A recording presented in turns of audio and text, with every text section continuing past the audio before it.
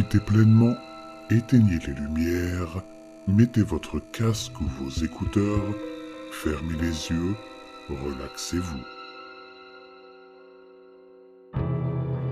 Cambriolage en enfer. Le magicien enterré vivant contre le monstre. La seule chose que ce magicien ne pouvait pas sortir de son chapeau était l'argent dont il avait besoin pour payer la pension alimentaire de ses enfants.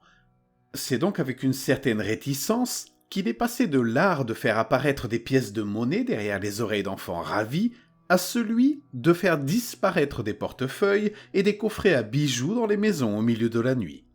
Avec l'habileté que seul un magicien chevronné peut posséder, il s'est glissé dans la vie criminelle, crochetant les serrures, désactivant les alarmes et se déplaçant silencieusement, en parfaite maîtrise de son corps.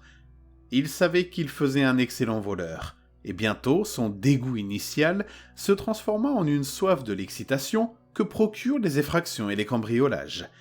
La dernière fois qu'il avait ressenti une telle excitation, c'était au cours de sa précédente carrière d'artiste de l'évasion, qui avait failli se terminer en catastrophe lorsqu'il avait failli être enterré vivant au cours d'une cascade.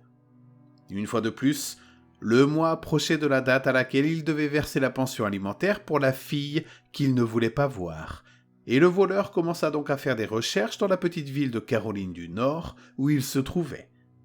Après quelques discussions, il décida de cambrioler une petite maison à la périphérie de la ville. La maison était bien isolée derrière une forêt dense que le voleur pouvait utiliser pour masquer sa fuite. Le propriétaire, un grand homme âgé, serait facile à éviter. Et le voleur prévoyait peu d'obstacles à son inévitable succès. L'homme ne semblait pas marié ni avoir d'autres familles, ce qui faisait que la seule préoccupation du voleur étaient les divers invités que l'homme amenait parfois dans sa maison. Après des semaines d'observation, il avait vu l'homme revenir avec un jeune homme et une jeune fille. Le voleur avait craint qu'ils ne restent dans la maison, car il ne les avait pas vus partir. Mais une semaine plus tard, il supposa qu'ils étaient partis quand ils s'étaient absentés de la maison. Le voleur décida de passer à l'action tard dans la nuit, alors qu'il savait que l'homme serait absent. Probablement en train de se rendre dans un club de striptease ou chez une prostituée, pensa-t-il avec un certain mépris. Revêtu de son masque noir et muni d'un pied de biche et d'un petit couteau, il se faufila dans le champ entre la rangée d'arbres et la maison qu'il visait. Il monte facilement au 2e étage et se faufile par une fenêtre ouverte. Le voleur est déçu. L'étage supérieur de la maison de l'homme était peu décoré et couvert d'une couche de crasse. Il ne vit aucune montre, aucun bijou d'épouse ou d'amant, aucun coffre-fort, aucune liasse de billets, aucun téléviseur coûteux. La seule chose qu'il accueillit, à part un cafard qui se précipita sous le lit en entendant la fenêtre s'ouvrir, fut une odeur légèrement désagréable. Le voleur espère que l'étage inférieur sera plus fructueux. Descendant prudemment les escaliers, le voleur tendit l'oreille, à l'affût de tout signe de retour de l'homme. Le rez-de-chaussée s'avéra aussi décevant que le premier. Peu de meubles, pas de télévision, et une fois de plus une couche de crasse et une odeur plus forte. L'odeur était très désagréable, et le voleur se demandait comment l'homme avait pu vivre là. Il est à nouveau déçu, mais ne veut pas renoncer à son escapade de sitôt. Il décida de vérifier s'il y avait un sous-sol dans la maison, dans l'espoir de gagner un peu d'argent grâce à cette nuit. Alors que le voleur trouve la porte du sous-sol, il entend le bruit d'une voiture dans l'allée en gravier. L'homme était chez lui.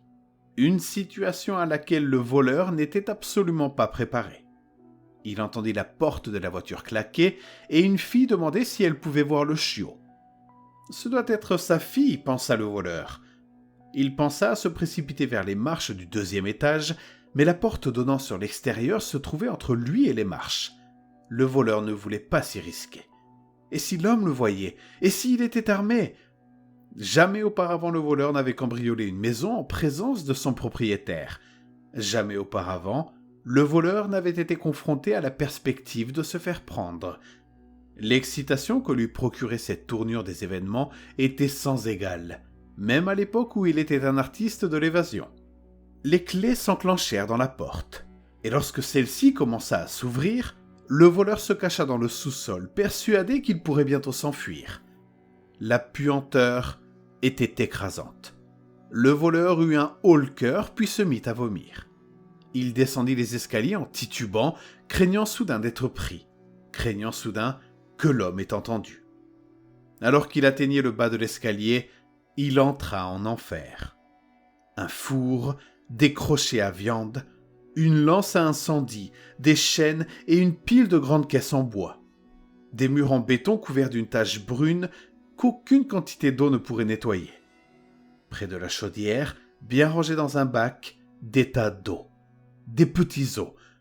Le voleur ne croyait pas en Dieu, mais il se mit à prier.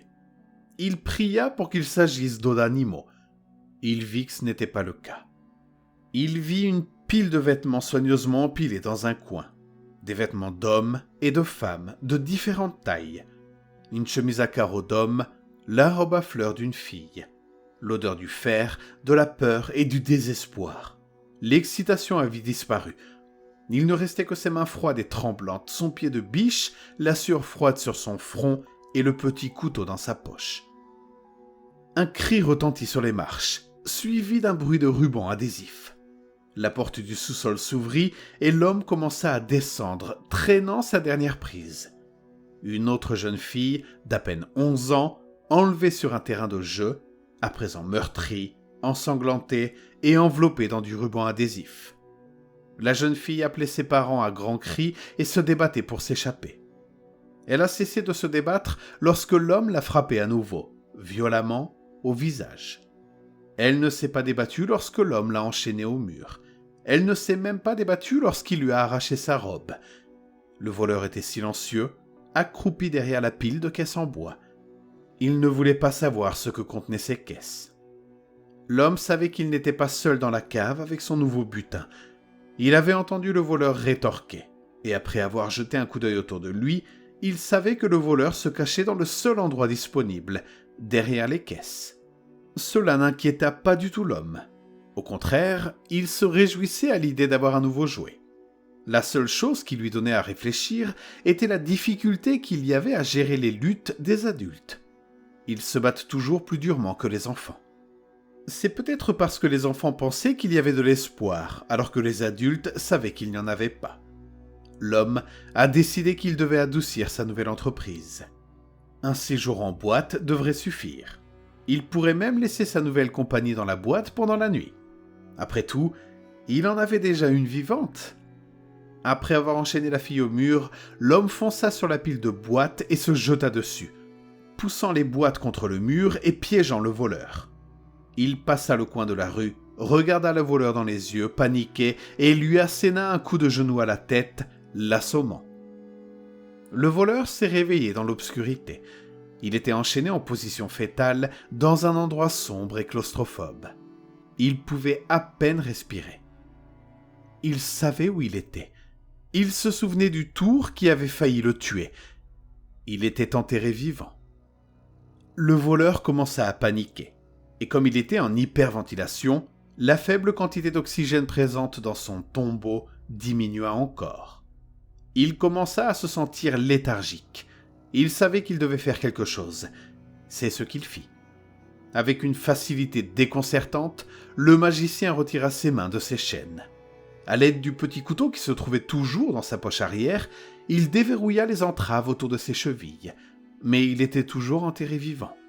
Il ne pouvait rien faire de plus. Le magicien repensa à sa famille, à la femme qu'il avait laissée tomber et à la fille qu'il avait négligée. Il pensa à la jeune fille enchaînée à un mur, terrifiée. Il pensa au père de la petite fille, qui était peut-être comme lui, qui n'aurait peut-être jamais la chance de revoir sa fille. Le voleur est mort. Le magicien est mort. Le père a survécu. Toujours accroupi dans la boîte claustrophobe, il appuya son dos contre le sommet et commença à pousser. Les planches craquèrent, les muscles se déchirèrent, les tendons atteignirent leur point de rupture et la terre commença à bouger. Il se leva, repoussant les planches de bois et la terre, et poussa un cri. Ce n'était pas un cri de proie. L'homme entendit le cri, et pour la première fois de sa vie, il eut peur. L'homme prit un fusil à canon scié dans sa table de nuit et sortit pour inspecter la tombe peu profonde. En passant la porte arrière, il vit la bête émerger du sol, recroquevillée et couverte de terre, avec une lueur de prédateur dans les yeux. L'homme abaissa son fusil et tira des deux côtés. Mais l'homme a raté ses coups. Il n'aura pas d'autre chance. La petite fille fut réveillée par des cris et un coup de feu. Elle était toujours enchaînée au mur, mais à part les bleus, elle était restée indemne pendant que le méchant homme s'occupait de l'autre. Maintenant elle tremblait. Le premier cri avait eu une qualité qui l'avait effrayée. Il sonnait comme de la colère. Les cris qui suivirent le coup de feu étaient ceux du désespoir et de la douleur. La petite fille entendit la porte du sous-sol s'ouvrir. Elle entendit quelqu'un descendre les marches et se mit à pleurer à l'idée de ce que le méchant homme pourrait lui faire. Un homme était accroupi devant elle, essuyant ses larmes. Des mains expertes la détachaient. Un manteau est drapé sur elle. Une robe est posée sur ses genoux. Lorsqu'elle a levé les yeux, elle a vu des yeux bienveillants. Son père l'a prise dans ses bras et l'a emmenée hors du sous-sol vers le reste de sa vie.